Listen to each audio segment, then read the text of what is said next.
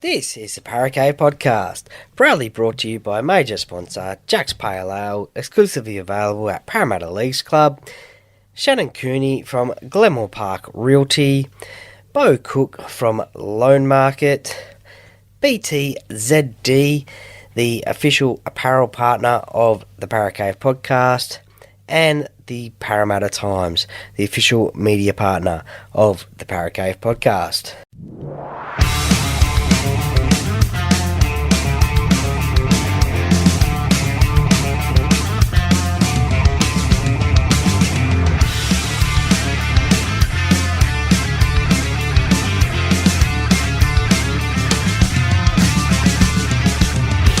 Welcome to another episode of the Paracave Podcast. And now over to your host, Troy Warner, broadcasting live from the world-famous Paracave.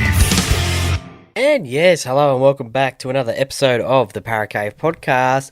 This is the NRL Round preview chat that I have with the Duckman on Pulse FM, 89.9 FM on your radio dial every Friday and Sunday at about 7:05 PM.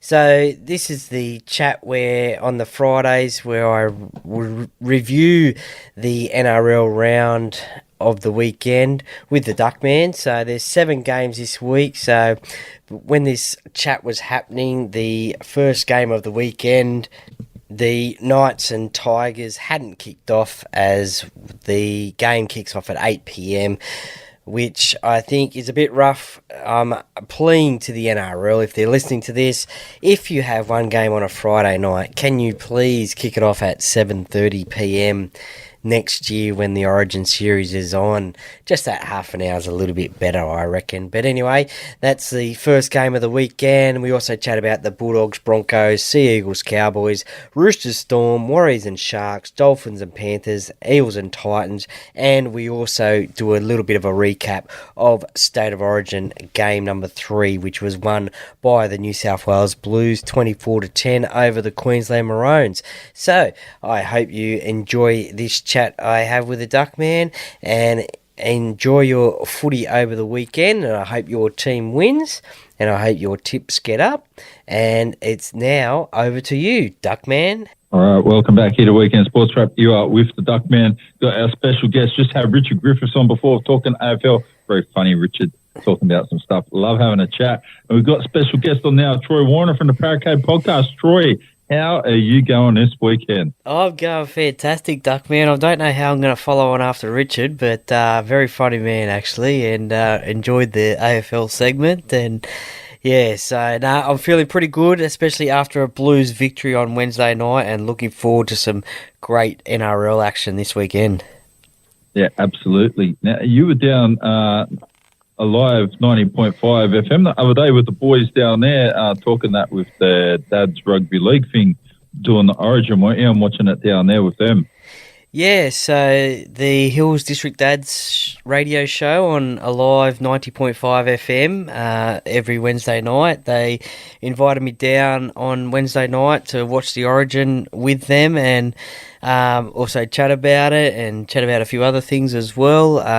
They've had me on for Origin 1 and 2, so I thought I might have been a little bit of their curse, so to speak, having lost the first 2 games, but it wasn't to be on Wednesday night. It was great to get a victory, and yeah, they're great blokes, Daryl, Graham and Roy.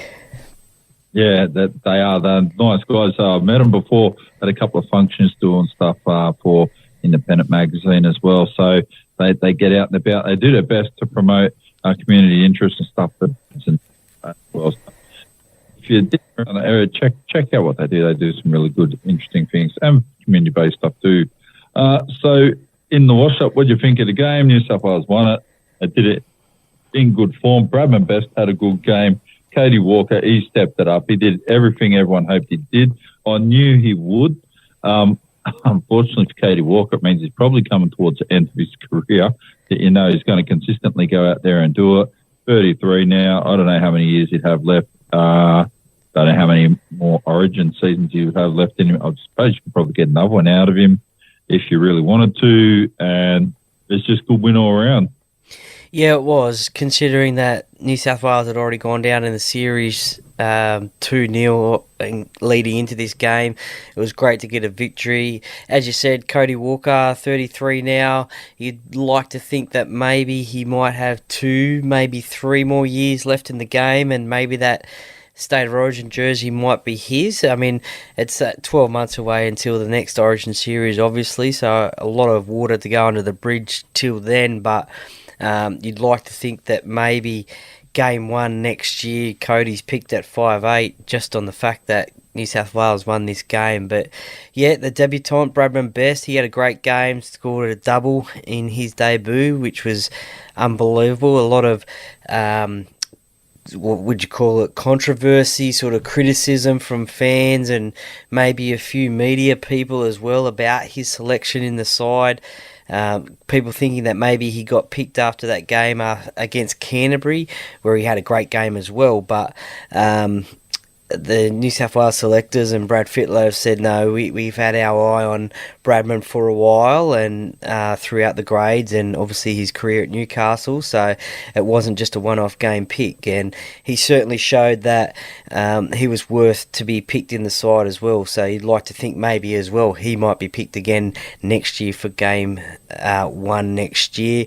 It was a little bit disappointing from a Parramatta fan's point of view for Clint Gutherson, who only got about 3-4 minutes in the game, considering he didn't play against the Warriors the week before. But I suppose if you get chosen for a State of Origin or a representative team, then that's a highlight in itself. So a little bit disappointing there, but good for Clint to get on the field. As for Queensland, well, they scored the first try in the game, and I was sitting there watching it with the bloke, with the dads, and I was thinking, oh no, here we go again. David Fifita got the first try, and I thought, Queensland have scored the first try, and geez, it could be all over again. It could be a 3-0 whitewash, but New South Wales, they really dug in and showed some pride in the jersey and for the state and got the victory. Yeah, it was a good victory. So now Bradman Best, like you're talking about, media people that thought he probably shouldn't be there. I was one of them because I thought you've probably done enough, but I just didn't know what New South Wales didn't come out for philosophy. They got the win. They picked guys that looked like they needed to get the win now. Then they picked guys you'd think, yeah, this guy's good and he's a future prospect. That's what I would have put Bradman Best down as. I don't know that I would have picked him. I would have looked at like a Matt Burton style player, a couple of other options because they have done it before. So he did a good job and he got 2 tries. So he proved me wrong. That's why I'm coaching New South Wales. So yeah. It was a good game. Yeah, he proved me wrong as well. I mean, you have people like Isaac Tungo from Penrith, who's premiership winner, Will Penasini from Parramatta, Matt Burton, as you mentioned. You could have even had Clint Gutherson in there. He played State of Origin for New South Wales a few years ago at centre as well. So there was certainly a few little options there that Brad Fittler could have went with, but he went with Bradman, and it was good in the start of the week where he said, I just hate Queenslanders, so I hate Queensland. So that was a good sign, and it was great. Good start. Yeah, definitely, 100%, and it was great to see him score a double. And as I said, he'd probably be there game 1 next year. Yeah, the other thing I have to say that I liked, and is to say, you could see Clint Gutherson was not going to get much game time. If he was, I wondered how he was going to get it. And he was there as cover because New South Wales stuffed up in game 2. Should have utilised them better than what they did, but they played how they thought they needed to get the win. I like Bradman Best being picked because I think for once, I don't think we do it every time either Queensland do, we picked the best person for that position as opposed to someone who should do something. So I'm going, we're going to pick these 4 fullbacks, for example, like Latrell, or whoever, so Tom Trebojevic, Teddy, just because they're there. Like, we do it, I think New South Wales do it wrong so often to try to pick the absolute best players available. If we actually pick the best players available in that position, I think we'll get different outcomes more often than not. We'll win more games, perhaps, than what we are now. So, but it's going to change things up too. So Queensland, they don't have the same number of players that we've got to pick from, so it puts them in a position where they kind of need to do that. So it's just good to get a win. So let's see what happens next year. So a bit of speculation around Brad Fittler and whether he keeps the job too. Yeah, definitely, but let's not take it away anything from Queensland. They won the series 2-1, and they played some great football throughout the series, and Ruben Cotter got the Wally Lewis medal for the player of the series in this series, so an amazing career so far for him. He's only played 4 Origin games, and because he played game 1 last year and was out for the rest of the series, went on to represent Australia at the World Cup, and this year he's played all 3 games and all 80 minutes in each game, so phenomenal effort there. As for Brad Fittler, well, I think maybe this victory may have saved him for next year. It's probably up to him whether he wants to do it or not. I guess they're going to review the series a little bit later and go through it, and I guess he might be given the option of whether he wants to continue as coach. I mean, it's a lot of pressure, as we've seen. If you do lose series and lose games, he does have his media career, and we do see Freddie change a little bit during this Origin series, and I think that's probably because he's losing the series, but I think it might be up to him.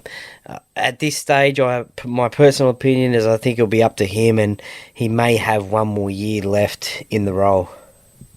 Yeah, I think he'll get it again. We'll talk about that more when it gets around next year. We'll roll on here. So tonight, the first game of the round is Knights against West Tigers. So who knows how this one's going to go. I wouldn't want to bet on either of these sides at the moment. I think the Knights will get the win.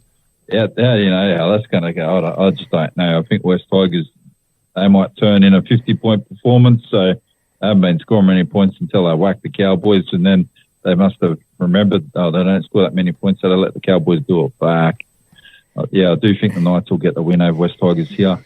Yeah, look, the Knights are going in as favourites. It's up at Newcastle. The one thing I think that the NRL needs to work on, and I've said it all 3 Origin games, is if there's one game on a Friday night, then let's get it at kick-off at 7:30 instead of 8 o'clock, because it drags on a little bit for the night. Particularly for kids and stuff. Yeah, definitely. I mean, I know they've got their school holidays and they've got the day off usually on weekends, but if there's one game on a weekend, on a Friday night, then let's put it back to 7:30. But look, I think Newcastle will get the victory over the Tigers in this one. We all remember the last game that these two teams played, and Jackson Hastings and David Clemmer had a bit of a disagreement at the end of the game for whatever reason. So that should be interesting tonight to see how that goes. But I think Newcastle will comfortably get this win over the Tigers. Yeah, that's right. Bulldogs are up against the Broncos. That's tomorrow. I think the Bulldogs will get the Broncos here. I think the Broncos might be a little bit fatigued from Origin, and we'll see how that turns out for them. Yeah, well, they've lost Corey Oates on the eve of his 200th game, so they've lost him. They're resting Pat Carrigan as well from this game, and also Payne Haas is out as well with injury. So they've got a couple of players out. This game's back at Belmore, so spiritual home of the Bulldogs. As you said, maybe they might get the upset victory here. The Broncos are there for the taking, with a number of their players playing Origin, obviously. But I don't think the Bulldogs will get the win. I'm going to tip the Broncos in this one. Pretty emotional day at Belmore tomorrow. Josh Reynolds plays his last ever game of rugby league for the New South Wales Cup team at Belmore, so there'll be a big crowd for that one. So they'll want to send him out a winner at Belmore in the New South Wales Cup. And another little interesting stat, the last time the Broncos played at Belmore Oval was 1998, and the 5'8" on that day was current Brisbane coach Kevin Malters. Okay, it's a blast from the so past. it's been a while So, since they've played there, and but I think they'll get the victory. yeah, I do too. So I think the Bulldogs will get a victory. We'll have a look how that goes. Seagulls up against the Cowboys. That's at Manly tomorrow, 5:30 p.m. I think the Seagulls will probably get this one. So we'll see how they pull up. Yeah, look, Cowboys are going into this game favourites. They're slowly going on a bit of a run late in the season to get their way back into the top 8. They haven't been there all season, I don't think, so they want to get up into the top 8. They're currently sitting in 9th position. They've got a few players coming back from Origin duties. I think all their players that played Origin are going to play. So that'll be a massive effort for them to back up only a few days later. Dean Madison, the younger brother of Ryan Madison, makes his debut for the Sea Eagles. So congratulations to him, his NRL debut. So another Madison in the NRL.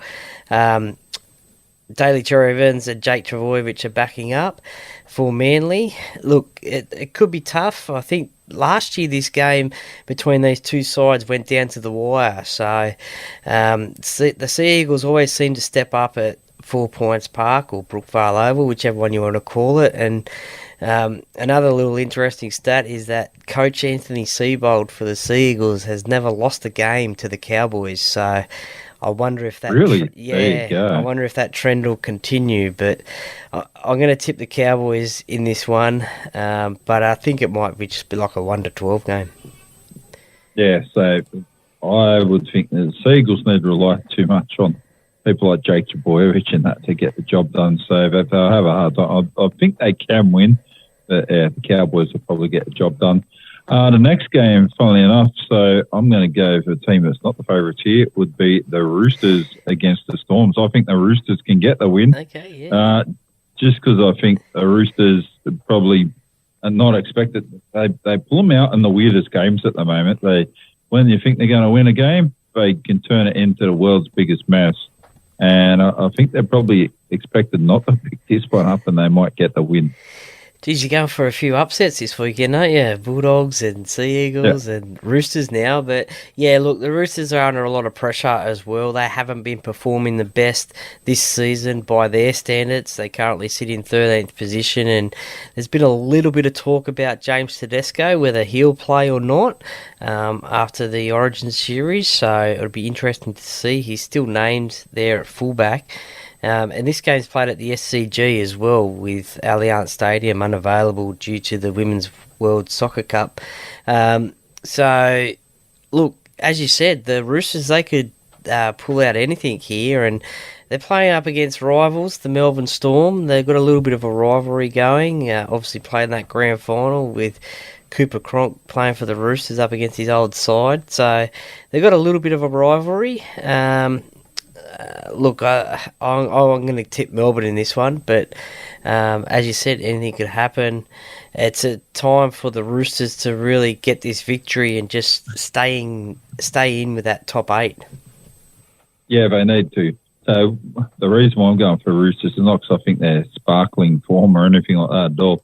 I just think the Storm don't normally come in the back end, coming out of State of Origin. They don't normally do too well, so the Roosters might capitalise on this. So next game here, Warriors up against the Sharks. So I think the Warriors can get this one done. No, well, I'm going the Warriors as well. So, yeah, that one might not be such a upset one. The Warriors are favourites in the, outsiders only just. So this could potentially be the game of the round between the Warriors and the Sharks. The Sharks are in 3rd, the Warriors in 6th, and the Warriors had that massive win against Parramatta last week. They've had some pretty good victories. They want to get another win at home. They lost against South Sydney the last time they played at home. The Sharks, they're going to find it difficult to go over to New Zealand. It's always a difficult trip over there. They want to stay in that top 4 because they've got a tough run home and no buys left. And look, the Warriors, they'll be buoyed by the news that Sean Johnson has re-signed for another year, 2024. So he's at the Warriors for another year. And look, I just think that the Warriors will get this victory. They're expecting a massive crowd there at 1 I think it's called One Stadium, Go Media Stadium these days in Auckland. So they're expecting like 30,000 there, so a big sellout crowd, and why not? Because they're playing some great footy. Yeah, they've got a good team. They are playing very well, so I think they will do very well. So the only way that'll get spoiled, Nico Hines will have to pull something out of the fire to do a good job. So the Warriors do aim up when they're playing well. They are very hard to beat. Next game, Dolphins up against the Panthers. So Wendell Saylor came out and called it on the way into the studio today. He goes, Dolphins season is done. So they're going to probably miss the finals now by a little bit. They'll be close, but they're probably not going to make it. He's probably right. I think Origin's been a big test for them, so stretching their roster right out. They're pretty good. Nathan Cleary not playing in the Origin series. He's still out, isn't he, too, at the moment? So Jack Cogger's the halfback for Panthers. I think the Dolphins could get a win here too. So because they're at home, I think Penrith might deliberately rest players because they don't need to burn them for any reason. Yeah, well, this game's being played at KO Stadium at Redcliffe, so the Dolphins' home ground, even though they won't call themselves the Redcliffe Dolphins. But interesting stat, no, the Dolphins and the Panthers haven't lost a game at KO Stadium ever, so This will be one of them's going to lose at KO Stadium. Obviously, the Panthers played there during that COVID year when the competition was up in Queensland, so that's how they've never lost there. But Nathan Cleary, he's been named on number 24 on the reserves bench. But I would probably personally, I'm no Ivan Cleary and I'm no super coach, but I'd probably leave Jack Cogger there. He's been playing some good footy with this team, and just give Nathan that extra week off, and maybe he can come back next week. But Jack's been doing his job, so yeah, leave him there. Just give Nathan that one extra week. Look, that's not to say that the Dolphins will be easy. They had that controversial win against the Gold Coast Titans in Golden Point. They get Tabuai Fido back from Origin, and as you said, they started off the season really, really well, getting some victories. They were in the top 8. During this Origin period, they've had obviously some representation there. They lost forget who. Few suspensions. Yeah, they've had suspensions there as well. Felice Kafusi's had a couple of suspensions, and they've had Sean O'Sullivan out injured as well for a long extended period. So he's back now for a few weeks. So yeah, potentially their season may be over, but they're not going to go down fighting. They're currently sitting 12th position, but I think the Panthers will get this one, and it could be a close game. You never know. Yeah, so Penrith, I've got a weird stat here. In 1989, I remember Penrith played a trial game against Redcliffe Dolphins, and they beat them 96 points to 4. Wow. And Neil Baker kicked, what was it? He kicked some stupid amount of 16 out of 16 goals, so Penrith scored 16 tries. He kicked all of the goals. He kicked some from the sideline. And, yeah, but there's some anomalies there for you. So I think he was a bit of a toe poker too, wasn't he, Neil Baker? Was he a toe poker? Yeah, he was, yeah. Yeah. So, wow, 16 out of 16. That's amazing. Yeah, so he could, when he was on pretty good. And when he was off a little bit, like guys that tape hunt the ball, they can spray him around a little bit too. But yeah, he was a decent fullback for back in it. That was a back retro blast from 1989 there for you. Yeah, well, the last couple of chats we've had, you've brought out some blasts from the past. Neil Baker tonight and Bronco de Jura last week. So yeah, you're pulling out all these old retro names, mate. It's great.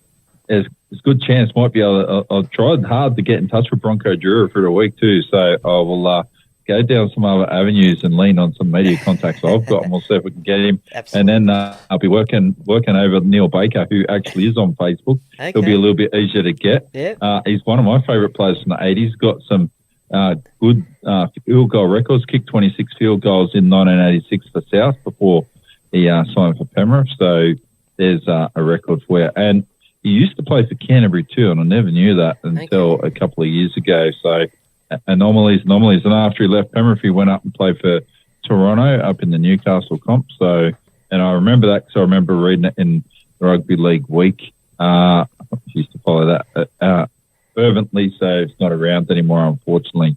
But we'll stop reminiscing. We'll kick on to the next game. For sure. Yeah, Eels up against the Titans. So on Sunday, so I'm not going to go for any upsets here because I don't think it's going to happen. The Eels should surely get the win. Should do a pretty easy fashion. I think they'll win by about 20. Yeah, I think it's going to be a 13-plus game. Obviously, the Origin stars return for Parramatta, Gutho, Mitchell Moses, Regan Campbell-Gillard. So, big game for them at home. They lost last start against the Warriors, so they'll be disappointed about that. They currently sit in 7th position, but they've got a few teams below them that are at their tails. So, I think maybe, look, the Gold Coast Titans obviously had that Golden Point lost to the Dolphins last week. They get their Origin players back, but I think this will be a big test for them. Disappointing news for Parramatta today with hooker Josh Hodgson ruled out for the season with a neck injury. So we wish him all the best in his recuperation and after his neck surgery, so he'll be back in 2024. Disappointing news there. But look, I think Parramatta will really turn it on Sunday night. Hopefully score a few points and defeat the Gold Coast Titans, who will want to try and get this win. They're just hanging in there in 11th position, but crucial game for both clubs. Parramatta have won the last 7 out of 8 clashes between these clubs, so hopefully it's 8 out of 9 after the weekend. Yeah, I think the Eels will get the win. I think the Titans are just so very rejuvenated since they know that. And there's nothing against Justin Holbrook. There's no Des Hasler's coming in. That's a good opportunity for them. They're playing pretty good. I just think Parramatta will get their stuff together. I'll give you another weird anomaly and throw another one blast from the past in there. So the last Parramatta hooker that had a neck injury and needed surgery, strangely enough, was a guy who started off as a halfback, and they were calling him a next Sterling, or they thought it was going to be next Sterling. Surely you know who I'm talking about now, don't you? PJ Marsh? David Penner. David Penner, okay, yes. Yeah, David Penner, yes. So he was the last guy, if I can think of, from Parramatta that had a neck injury but needed an operation. And then he went to South, and I don't think it was ever better after he went to South. Never quite the same after that. So, he was a decent halfback. Could play fullback as well, and moved into number 9 too. Around the time when PJ Marsh went from halfback to 9 as well. So just before Parramatta had a good run and got to the 2001 grand final and all that. So by that time, David Penner had moved on and he was at South Sydney. So that's disappointing. Yeah, that's disappointing because I should have known that because I've had him on the podcast before. So great bloke, David Penner, and I think he's coaching up in the Queensland Cup these days. So I think at Burleigh Bears by memory, but yeah, definitely great bloke, David Penner, and disappointed I did not know that one. Yeah, did he play any State of Origin games for Queensland? I can't remember if he did or not. No, I don't think so. No representation games for Queensland Origin, no. Yeah, there you go. So I know he went pretty close. He was in the forts and that for a while, but like I said, when he had a neck injury, I remember it because he was in the side. Parramatta still had guys like Jason Bell, I think, playing too at the time. Stu Galbraith, was he there? I can't remember or not. So, but they were going through. That's when they had Jim Dimmicks and they had all of these guys coming through. Joe Thomas, or around about the same time. Yeah, so I think he started off at Parramatta and then went to South and then came back to Parramatta as well in the late 90s. So I think I can't remember when he got that injury, but it affected the back end of his career anyway. So tough when that happen. Yeah, it's a very difficult injury to have. I mean, obviously we've seen the previously mentioned PJ Marsh suffer an injury, but he came back and represented Queensland. Obviously, Gordon Tallis had to retire because of a neck injury, a real serious neck injury. Andrew Johns pretty much wrecked his career. Like, he wasn't the same after he got busted up against Penrith. It's very worrying when you get an injury like that and trying to come back onto the field as well. So, yeah. Yeah, absolutely. All right, so what do you got on this weekend, Troy? So work tomorrow, the Eels versus Titans game on Sunday, where I will probably be talking to you from live from the stadium, so maybe about half time during that game. But before that, on the podcast, we'll have this chat released tomorrow, and also on Sunday we'll have a game day preview on YouTube and on the audio podcast as well with Titans fan Liam Flanagan from Triple M Brisbane. So he's a big Titans fan, so did a little bit of a game day preview, so get his thoughts as a fan. So that's what's coming up over the weekend. So, and then really looking forward to it. Yeah, there you go. So I want you to pull one out of the fire here when you have a chat. So have you already done the chat with Liam? I have. But what were you going to say? I was going to say, I want to ask him, did he go for Gold Coast Giants and Gold Coast Seagulls? I think that's a little bit before his time. I don't think he's that old. I just wondered who his favourite Giants player was and who his favourite Seagulls player was. Well, I can probably answer that for you now because we do... Yeah. I do ask him that in the chat, but I'll answer it for you now. He's only relatively sort of new to rugby league, and he started supporting it when the Titans came around. So that's his extensive rugby league knowledge in terms of following the Titans. So he didn't follow rugby league with the Seagulls and the Giants. So he's been a Titans man and a Titans man only. Yeah, so I've got Jeff Bagnall, another one blast from the past on my Facebook. Halfback, I think. Yeah, he's someone I'd like to have a chat to. Pretty sure that he won, trying to work out what competition it is. I have to get in touch with him because he won competition over in the UK. I don't think it was a Super League. I think he was playing for Wakefield or Trinity when it happened. It might have been Challenge Cup or something like that. So very certain it wasn't a Super League, but I'll check all this out. We're going to start booking some appointments, chatting to some older guys, hearing their back in the day stories. I think that's the way to go forward. So yeah, definitely. Yeah. Anyway, I'll let you go, Troy. Thanks for your time. I really appreciate it. Not a problem. Anytime. I look forward to having a chat to you on Sunday, and we'll pull some more. Maybe not on Sunday because you're at the footy, but I'll have more stockpile to pull out next Friday as well. What we might end up doing, actually, maybe each segment we'll have we'll pick a team and we'll see if we can pick a blast from the past player and see if we can name one or something like that and talk a little bit about it. Yeah, that's right. Have a great week. Try to get some big league programs and have a look back in the day who there was and chat about some of the old players that were kicking around. Yeah, for sure. Have a good weekend, Duckman. Enjoy your footy, and thanks for having me on. Absolutely. Thanks, Troy. I'll chat to you on Sunday night. Thanks, mate.